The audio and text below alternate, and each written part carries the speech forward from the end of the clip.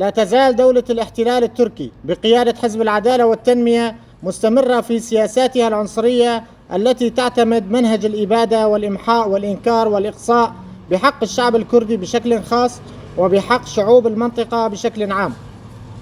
كل ذلك في سعيها لبسط سيطرتها وهيمنتها على كل من شمال وشرق سوريا وشمال العراق وعلى عموم المنطقة. فبالتزامن مع ما تقوم به من انتهاكات صارخة بحق الشعب السوري في عفرين وعزاز عبر مجموعاتها الإرهابية المرتزقة وتسليم مناطق عفرين وعزاز إلى جبهة النصر الإرهابية، استخدمت دولة الاحتلال التركي كافة أنواع الأسلحة الكيماوية المحظورة دوليا كالقنابل الفسفورية والتكنيكية والقنابل الفراغية في حربها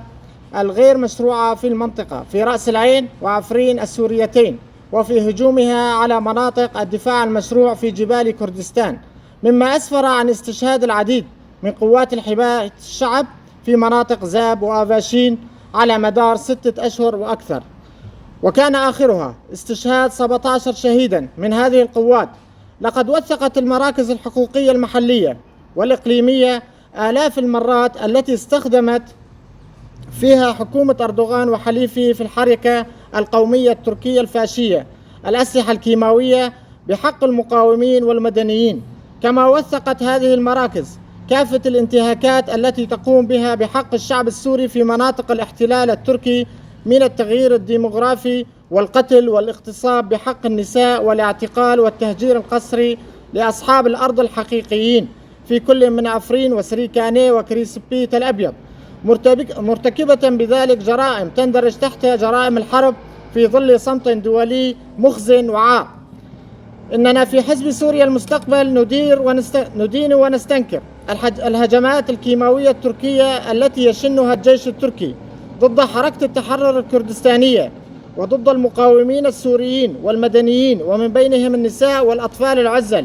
واستخدامها المسيرات التركية بحقهم واستهداف القيادات العسكرية والإدارية في مناطق شمال شرق سوريا.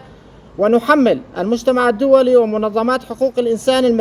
المسؤولية الكاملة عن ممارسات دولة الاحتلال التركي في المنطقة، إذ عليها أن تخرج من صمتها وتعمل على محاكمة حكومة العدالة والتنمية وشركائها تجاه انتهاكاتها الواضح للقوانين والأعراف الدولية. ونحث المجتمع الدولي على القيام بواجباته تجاه الخروقات التركية المتواصلة لقوانينه،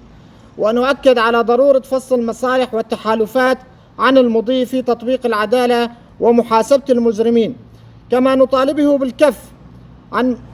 تبنيه معايير مزدوجة في الكشف والتنديد بالجريمة واعتماد معايير ثابتة في كشف المجرمين ومحاسبتهم بغض النظر عن تحالفات هذا المجرم في الأحلاف السياسية والعسكرية. كما نطالب القوى الوطنية والديمقراطية في سوريا وفي الإقليم وفي العالم وجميع منظمات المجتمع المدني والمدافعين عن حقوق الإنسان إدانة هذه الهجمات وهذه الجرائم اللا إنسانية واتخاذ موقف حيال الدولة التركية التي تنتهك القانون الدولي وترتكب جرائم الحرب. كما ندين ونستنكر هجوم الدولة الإيرانية على المتظاهرين وحرقها لسجن آفين في العاصمة الإيرانية طهران، والذي يضم العديد من المعتقلين السياسيين.